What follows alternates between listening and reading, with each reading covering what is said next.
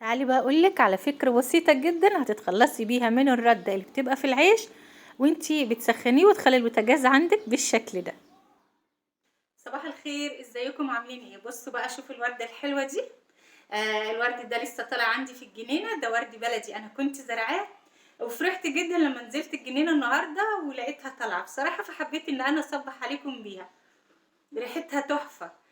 نرجع بقى للموضوع بتاعنا وهو ازاي نتخلص من الردة اللي بتبقى موجودة في العيش ولما نيجي نسخنها. لما نيجي نسخن العيش البوتاجاز بيتبهدل تماما.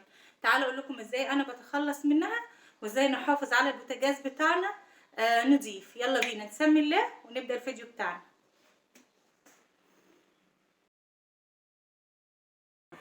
اول حاجة بقى كده هنعملها، هنجيب فوطة عندنا ونفردها بالشكل ده، وبعدين هنجيب العيش بتاعنا وهنبدأ ناخد كل رغيفين كده من العيش ونفركهم مع بعض كويس جدا بحيث ان احنا ننزل كل الردة اللي موجودة فيه.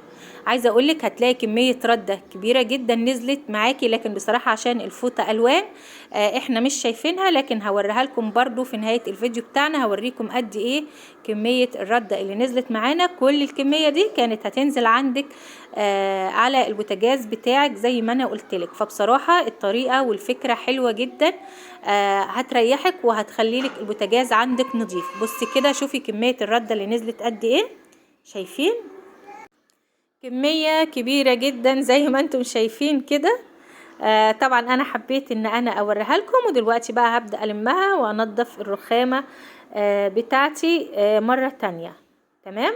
طبعا دي فوطة بلتها مية كده علشان انضفها بسهولة. الكيس بتاع العيش بتاعنا زي ما هو برضو نضفته من الردة، وهبدأ بقى ارص العيش عندي فيه زي ما هو كده. وبعدين هبدأ بقى ان انا اقفله واشيله في التلاجة عندي. يا رب الفكرة تكون عجبتكم، واقول لكم بحبكم جدا ومع الف سلامة وباي باي.